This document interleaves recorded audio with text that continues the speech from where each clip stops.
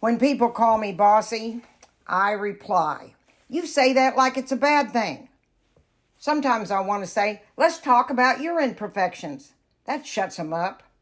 Calling me bossy is a gender thing. No one calls men bossy.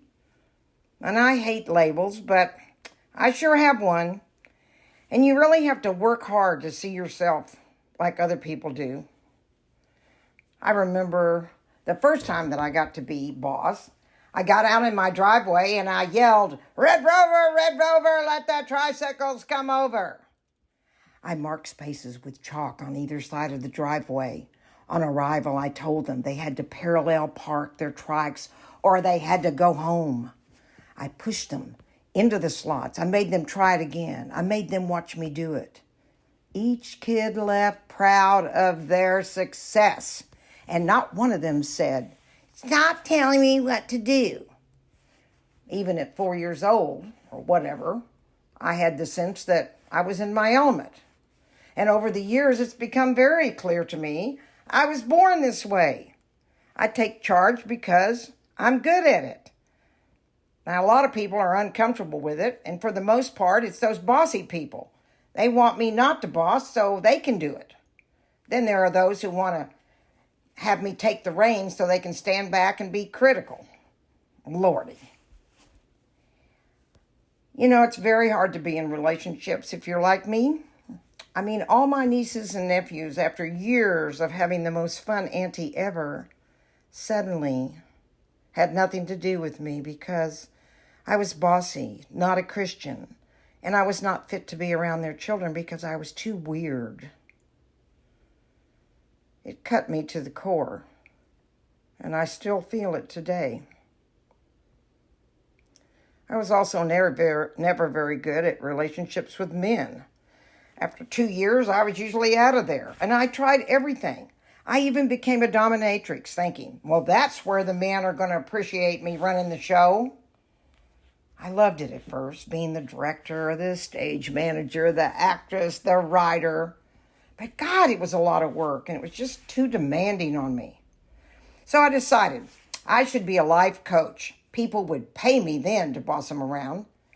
My trainer said I should become an executive coach. Executive coach, as he knew no one who could go in and kick ass like I could. But that wasn't who I was, and it wasn't who I wanted to be. The best thing I got out of that class was this joke. A little boy went to confession, and he said to the priest, "I have sinned." And the priest said, "Well, what'd you do?" And he said, "Well, I helped a little old lady across the street." The priest said, "Well, that didn't sound so bad." And he said, "Well, she didn't want to go." And that is kind of the story of my life.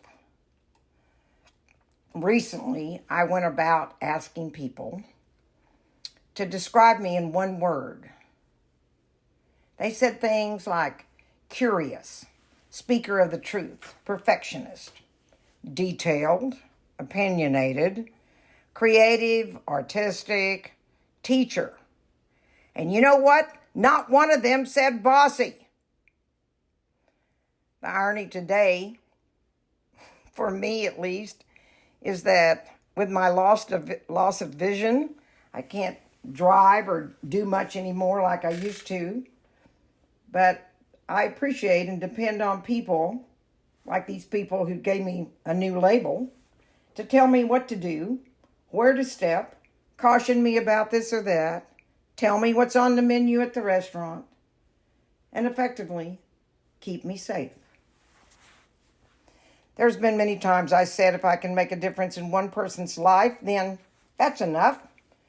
But thinking about it now, there's been more than one.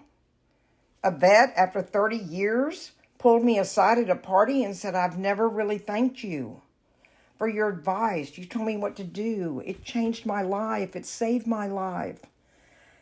Crying in my arms, I didn't want to ask, well, what was it? But I had no clue what it was. My bossy got Gail to sell her house and then move on to Mexico. And she thanks me every day because she loves it down there. And Jennifer, she's happy because I helped her divorce that abusive husband. I said, tomorrow we're going to go out and rent an apartment and the next day we're going to move you out. I helped 15 women and one man become a published author because I got their butt in the chair to write the book they talked about and they always wanted to write anyway. Many people have seen the world because I took them along with me where I went. Fly fishing, riding elephants, hiking the Grand Canyon, dancing in Cuba, climbing over the top of that bridge in Sydney, Australia outside the Opera House. It goes on and on. You know, this is my slogan. I've adopted it, at least for today. And it is, I am not bossy. I'm a leader, and don't fucking forget it.